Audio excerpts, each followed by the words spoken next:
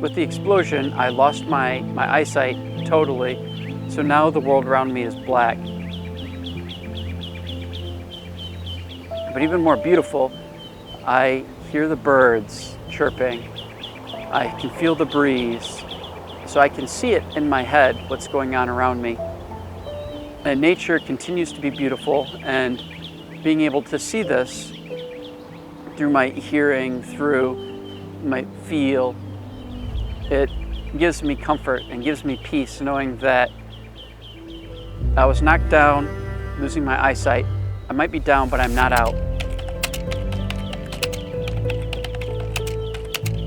I'm Major John Turnbull. It's truly an honor to be an American, knowing that there are people out there who take care of each other. It's an honor to be here. It's an honor to be on American soil. It's truly just a wonderful experience. In 2001, on 9/11, I was working as a lifeguard at a local pool when my boss came in to where I was working and grabbed me and said, "You have to come see this." Watching the video footage from the terrorist attack from 9/11, I discovered something in myself that I first discovered. I wanted to do something. I felt helpless and I didn't want anybody else to feel that way. And I wanted to stand for justice and defend freedom. So it was in that moment I decided that after graduating high school, I would join the United States Army. Attended the United States Military Academy, graduating in 2010, and I was commissioned a second lieutenant, an officer in the United States Army. From 2010 until now, I traveled all around the world, deploying in 2012 and 13 to Afghanistan, 2015-16 to the Hashemite Kingdom of Jordan, 2016 again to Lebanon. Late in the fall of 2018, I was chosen to lead a special operations team, and I deployed again for my 5th deployment to Iraq in the countering ISIS fight. While I was in Iraq, I was again chosen to lead a special team called a cross-functional team, and I was sent into Syria to wage war against ISIS, the Islamic State. Arrived in Syria in September of 2018, and my team, we assembled and we started working a unique approach to combating terrorism. We did 3 big things. We restored power to the region, about 500,000 people. The second thing is we rebuilt and refurbished a hospital, one of the only hospitals in our entire region. And finally, we opened the schools back up for women to return to school after a 7 years prohibition from ISIS. So these 3 things we all did while we were able to successfully remove control of ISIS over the people and remove their stain from the area, making it so they couldn't terrorize the people. This all came to a head in January on the fateful day, January 16th in 2019. My team had left one of the schools where the young ladies were returning to school. We were doing just a routine combat patrol to make sure everything was okay in our sector when an ISIS fighter approached my group wearing a suicide vest and detonated it 10 foot from me right in the middle of my team, killing 4 patriotic American heroes that day.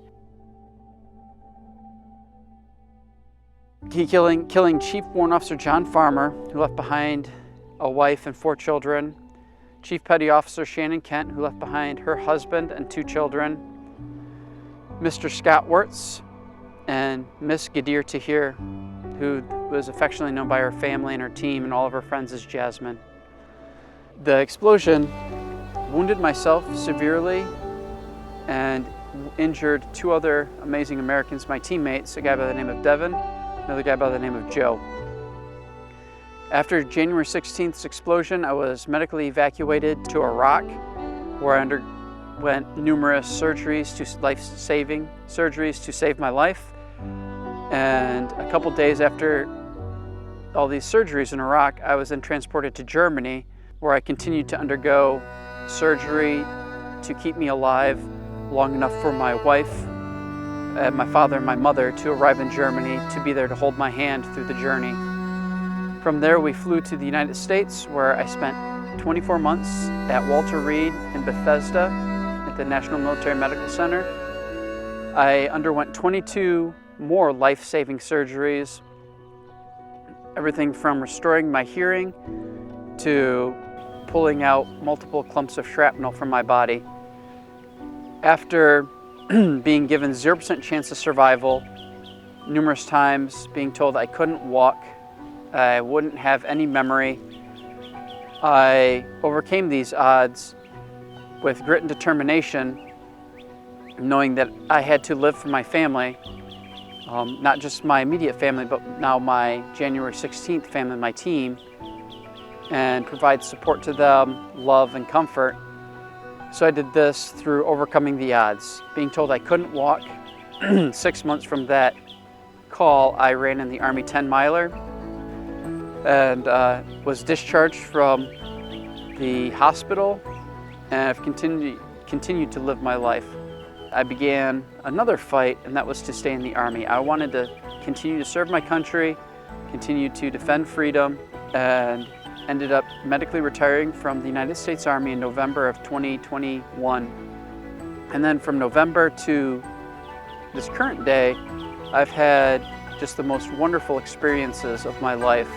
People coming together, understanding that I still struggle with my post-traumatic stress disorder, waging the battle against depression, and wondering, asking myself, why did this happen?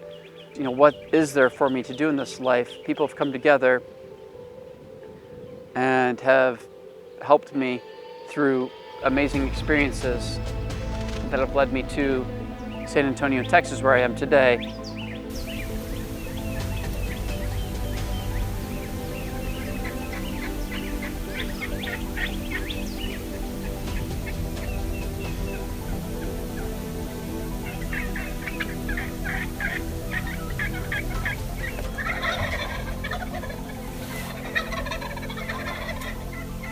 Maybe a ton or two. It sounds like it.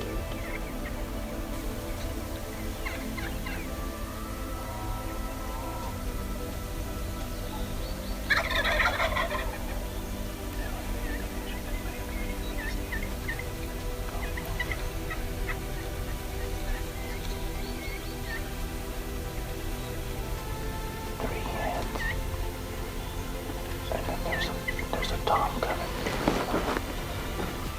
Go ahead and shoulder your gun. Get ready for it.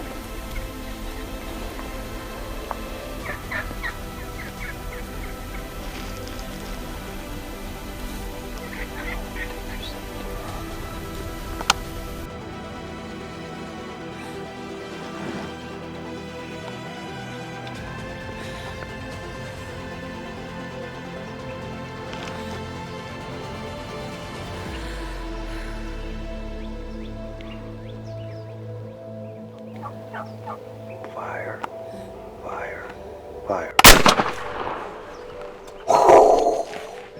Nice job, brother. I can promise you I was more nervous than he was. I could tell. I was freaking tight, man.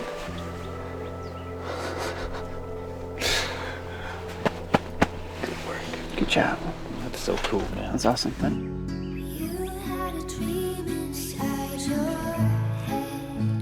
That was some good work right there. You bared with me. Perfect. The face in your fairy tale looked like me.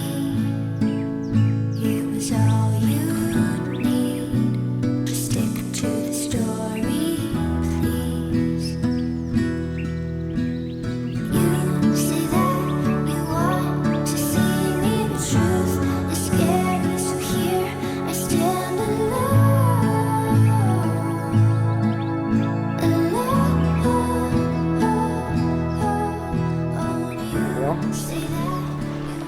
I don't live in it. Oh, there we go. Right down, right there. There's, you're on the wing? Yep. you feel. Look at this. Right down, right there. Keep sliding down his wing to his leg. There's the spurs. Sharp, huh? Nice. Yeah, they're about an inch. Yeah. Big feet. Thank you, bird. That other bird didn't want to come out of strut, did he? I didn't know what you guys were doing, so I didn't dare try and make him stick his head up or anything.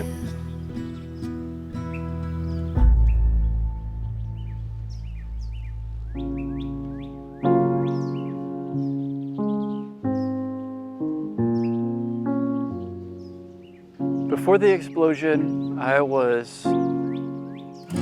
say I was normal. I could see the world around me. I enjoyed the beauty of a sunrise and the beauty of nature using my eyes. With the explosion, I lost my eyesight totally, so now the world around me is black. And learning to adjust to it has been very difficult. But I come out and I do events like a turkey hunt, and then Veterans of Field Foundation brought me here to beautiful San Antonio, Texas to hunt a wild turkey. Now the intent was to hunt a turkey, but the purpose was so much greater than just hunting and bagging a beautiful bird. The goal was to help myself find peace in nature through hunting therapy, but also to enjoy camaraderie with good fellow Americans who are thankful for what I've accomplished, or so they tell me, and what I've done, my sacrifices.